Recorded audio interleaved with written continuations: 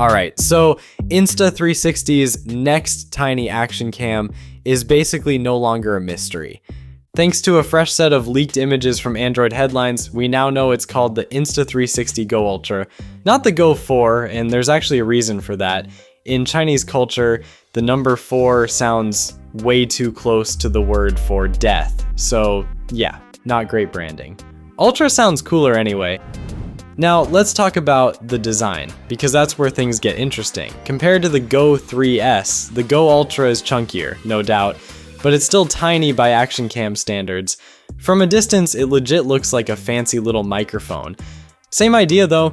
You can still pop the camera out of its housing and stick it onto your shirt, your bag, your bike, whatever.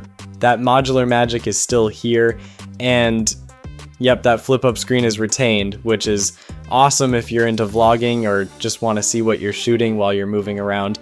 Super handy.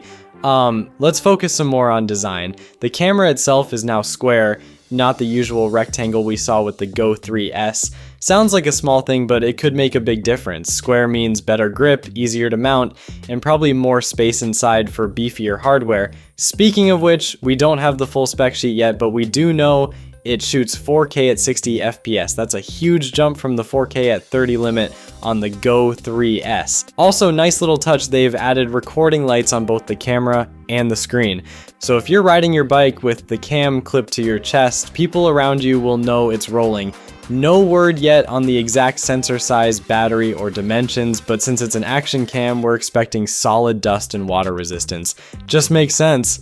It's going to be available in both black and white, and with IFA right around the corner, the official launch could be very close, like end of August or early September close. It looks awesome, and if you're into tiny action cams with big upgrades, you might want to keep an eye on this one, or better yet, subscribe so you don't miss it.